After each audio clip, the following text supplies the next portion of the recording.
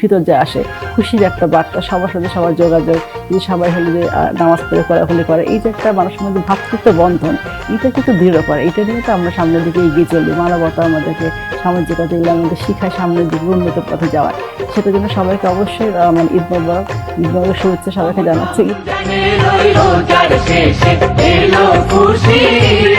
আসসালামু আলাইকুম, সবাইকে ঈদ মোবারক। পবিত্র মাহে রমজান শেষ করে হলো যে খুশির ঈদের বার্তা নিয়ে আসে। তো মাহে রমজান আমাদেরকে শেখায় কীভাবে সংযমী হতে হয়, কীভাবে আত্মত্যাগী হতে হয় এবং কীভাবে মানুষের জন্য কাজ করতে হয়। এই যে সংযমটা, শুধু খাবার না, সব দিক থেকে সংযমটা, সেটাই কিন্তু আমরা পরবর্তী মাসগুলোতে এফেক্টটা দেখতে পাবো। আসলে আমরা কতটুকু সংযমী হতে পারি। শুধু খাবার সংযম করলে তো হবে না যে আমরা না খেয়ে থাকলাম 15-16 ঘন্টা, তারপর আমরা ইচ্ছা মতো খেলাম, বা আমাদের থাকে না যে এই যে সংযমের জিনিসটা হলো সব কিছু মিলে, মনের সংযম, আত্মসংযম, মানুষের সাথে মানুষের যোগাযোগটা, এবং সবচেয়ে মানে কথা হলো যে অনেস্ট থাকা, নিজের কাছে নিজে সৎ থাকে, এবং এই যে অনেস্টি, এই যে বিনয়, এই যে আদর্শ নীতিগত দিকটাকে আরও বেশি উন্নত করা, সংযমী হওয়া, সব কিছু মিলে কথাবার্তা সব থেকে, সেটাই হলো আমাদের রমজানের শিখায়, সিয়াম সাধনার মাস। তো সেটা আমরা পরে যে আমাদের ঈদুল মানে ফিতর আসে, খুশির একটা বার্তা, সবার সাথে সবার যোগাযোগ, যে সবাই হলো যে নামাজ পড়ে কোলাকুলি করে, এই যে একটা মানুষের মধ্যে ভ্রাতৃত্ব বন্ধন, এটা কিন্তু দৃঢ় করে। এটা নিয়ে তো আমরা সামনের দিকে এগিয়ে চলি, মানবতা আমাদেরকে, সামাজিকতা এগুলো আমাদের শিখায় সামনের দিকে উন্নত পথে যাওয়ার।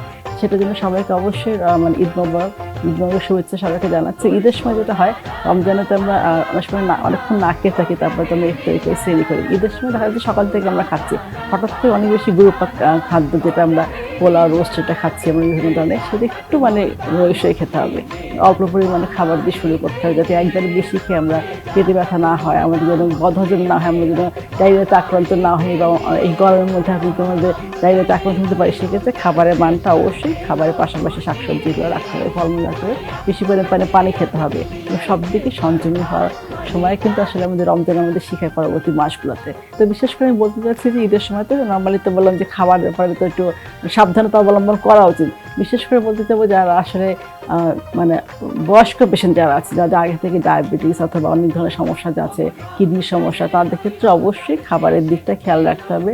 তো অনেক বেশি কিন্তু যাদের রেড মিট যাতে না খেতে হয়, সেই দিকটা অবশ্যই খাবারের খাদ্য তালিকার মধ্যে দেখতে হবে, তাদের খাদ্য পুষ্টি মানযুক্ত যেন খাবারটা হয়। এবং সাথে যারা হলো আমি যদি টিবি হাসপাতালে আছে, যক্ষা রোগীদের, সেখানে তাদেরও খাবারের মানটা যেন প্রোটিনটা ঠিক মতো থাকে, এই খাবারের দিকটা আসলে আমরা তো খেয়াল করছি, উন্নত মানের খাবার আমরা হাসপাতালে দিয়ে থাকি। যারা বাসায় থাকছেন, বয়স্ক রোগী যারা আছেন, তারা অবশ্যই নিজের দিকটা খেয়াল রাখবেন। সবাইকে আসলে ঈদ মোবারক বা মাহে রমজান থেকে আমি ঈদ ফিতরের শুভেচ্ছা জানাচ্ছি। রমজানের রোজার শেষে এলো খুশি, রমজানের রোজার শেষে এলো খুশি।